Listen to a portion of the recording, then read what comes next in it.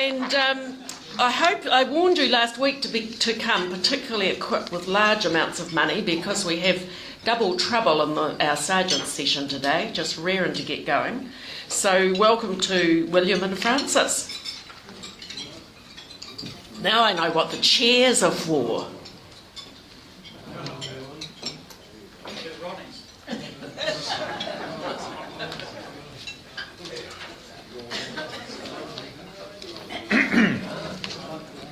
Got it rolling?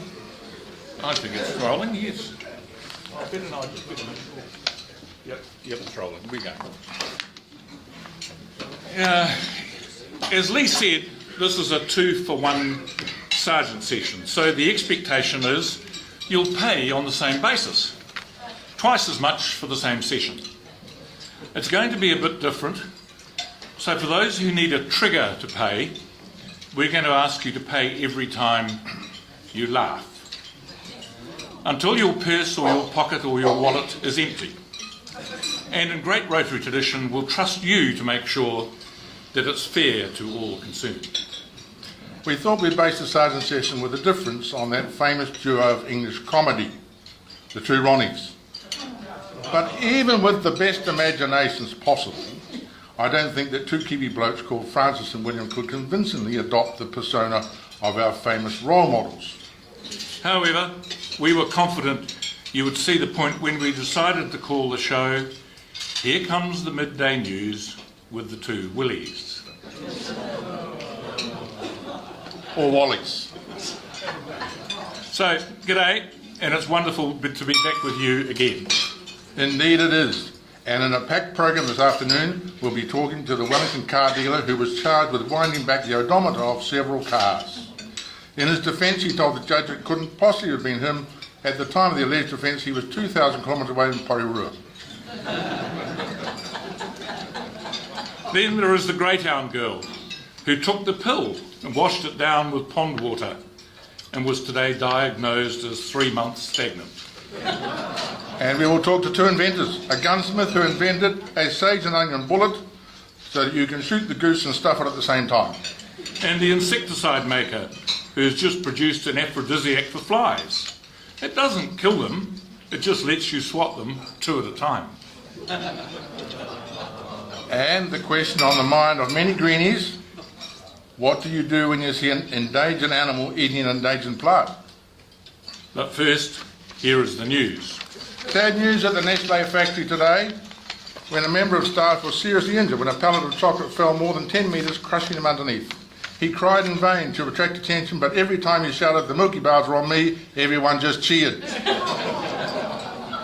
From the court, we heard the story of the Waikato farmer facing a mortgagee sale, who explained to the judge it all started back in '67 when they changed from pounds to dollars.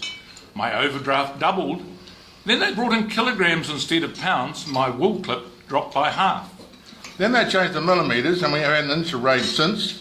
They bought in Celsius and it never got over 40 degrees. No wonder my wheat wouldn't grow.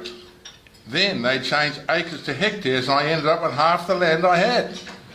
By this time I decided to sell out. I just got the property on the market when they changed from miles to kilometres. So now I'm far too far out of town for anybody to buy the place. In travel news, we have been sent a brochure from a country hotel in China, carefully translated into English. It starts with getting there. Quote, "Our representative will make you wait at the airport. The bus to the hotel runs along the lake shore. Soon you will feel the pleasure of passing water. You will know that you are getting near the hotel because you will go round the bend. The manager will await you in the lobby. He always tries to have intercourse with all new guests."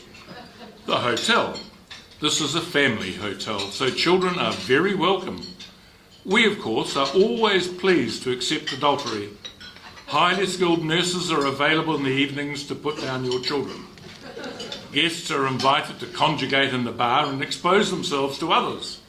But please note that ladies are not allowed to have babies in the bar. We organise social games so no guest is ever left alone to play with themselves. The restaurant. Our menus have been carefully chosen to be ordinary and unexciting. At dinner, our quartet will circulate from table to table and fiddle with you. Your room. Every room has excellent facilities for your private parts. In winter, every room is on heat. Each room has a balcony offering views of outstanding obscenity. You will not be disturbed by traffic noise since the road between the hotel and the lake is only used by pederasts. Bed. Your bed has been made in accordance with local tradition. If you have any other ideas, please ring for the chambermaid. Please take advantage of her. She will be pleased to squash your shirts, trousers and underwear. If asked, she will also squeeze your trousers. Above all, when you leave us at the end of your holiday, you will have no hope. You will struggle to forget it. From the newspapers.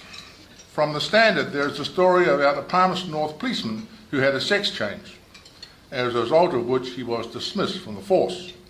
He appealed the decision and was reinstated. The headline read, "No Nobby Bobby regains jobby." The Daily Telegraph reported the comments on a complaint from a Mr. Arthur Purdy about a large gas bill. A spokesman for North West Gas said, "We agree it was rather high for the time of year. It is possible Mr. Purdy has been charged for the gas used up in the explosion which destroyed his house." The BBC is under fire again in Parliament after they announced new measures to save money and be more sensitive to minorities.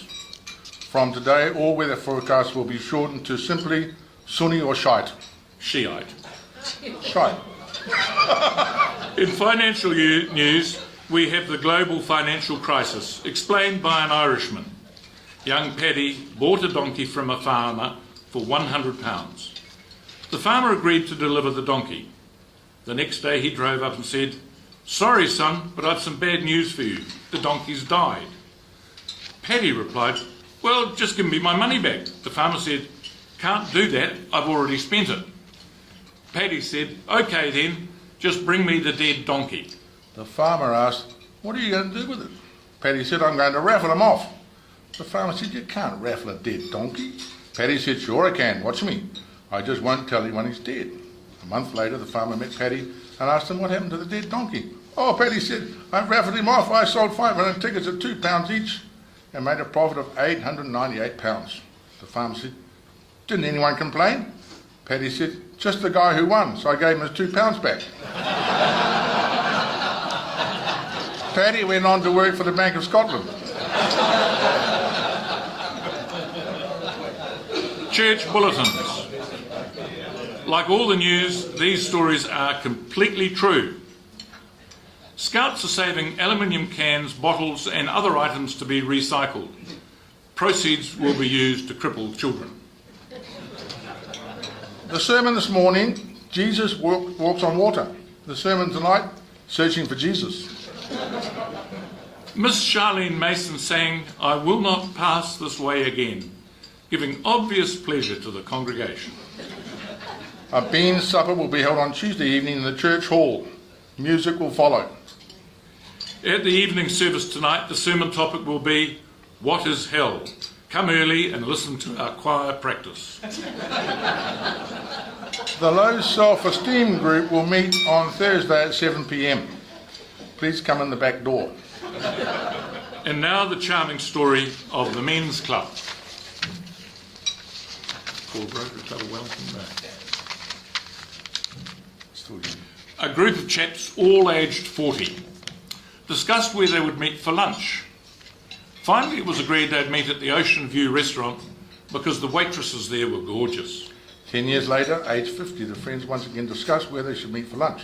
Finally, it was agreed they would meet at the Ocean View restaurant because the food and service were good and they had an excellent wine list. 10 years later, aged 60, the friends again discussed where they should meet for lunch. Finally, it was agreed they would meet at Ocean View restaurant because they would all dine in peace and quiet and the restaurant had a great view of the ocean.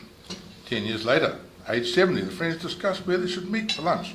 Finally, it was agreed they would meet at the Ocean View restaurant because the restaurant was wheelchair accessible and had an elevator. So 10 years later, at age 80, the friends discussed where they should meet for lunch. Finally, it was agreed they would meet at the Ocean View restaurant because they'd never been there before and heard it was quite good. It's good afternoon from me. And it's good afternoon from him. Good afternoon. Good afternoon.